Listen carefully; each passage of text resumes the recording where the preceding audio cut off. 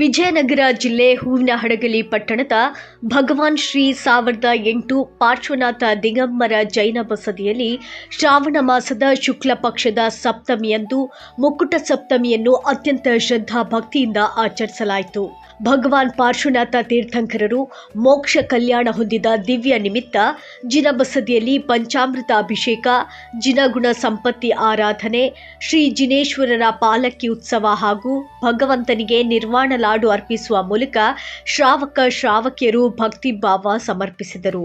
ಕಾರ್ಯಕ್ರಮದಲ್ಲಿ ದಿಗಂಬರ ಜೈನ ಸಮಾಜದ ಅಧ್ಯಕ್ಷರಾದ ಪ್ರಶಾಂತ್ ಎಚ್.ಎಸ್. ಮಾತನಾಡಿ, ನಿಷ್ಕಲ್ಮಶ ಮನಸ್ಸಿನಿಂದ ಸರಿಯಾದ ರೀತಿಯಲ್ಲಿ ಹಾಗೂ ಸಲ್ಲುವ ಎಲ್ಲಾ ಎಡೆಗಳಲ್ಲಿ ಧರ್ಮವನ್ನು ಎಡೆಬಿಡದೆ ಆಚರಿಸಿಕೊಂಡು ಬರಬೇಕು ಎಂದು ಅಭಿಮತ ವ್ಯಕ್ತಪಡಿಸಿದರು.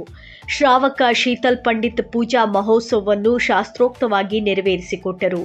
ಜ್ವಾಲಾಮಾಲಿನಿ ಮಹಿಳಾ ಸಂಘದ ಅಧ್ಯಕ್ಷರಾದ ಪದ್ಮಾವತಿ ಎಂಡಿ, ಚಂಪಾರಾಯಪ್ಪ, ಜಯಶ್ರೀ ಎಂ ಜೈನ್, ವಿಜಯನಗರ ಕೆಜೆಎ ನಿರ್ದೇಶಕ ಸಂತೋಷ್ ಜೈನ್ ಸೇರಿದಂತೆ ಜೈನ ಬಾಂಧವರು ಉಪಸ್ಥಿತರಿದ್ದರು.